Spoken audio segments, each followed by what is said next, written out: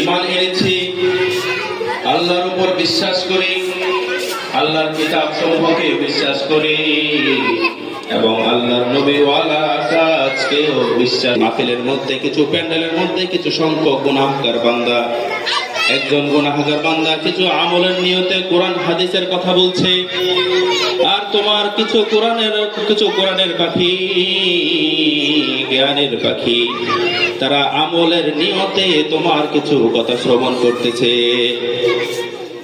তখন কি করলো? ওই ফেরেশতাদের কাঁধের উপর ওই আকাশের ফেরেশতারা বসে গেল। বলে সুবহানাল্লাহ। সুবহানাল্লাহ জোরে বলতে হবে, আস্তে কেন? যখন আকাশের ফেরেশতারা জমিনের ফেরেশতাদের কাঁধের উপর বসে আমাদের এই মাহফিলের কথা শুনছে, তখন প্রথম আসমানের কিছু ফেরেশতারা আকাশের উপর দিয়ে উড়ে উড়ে যাচ্ছে।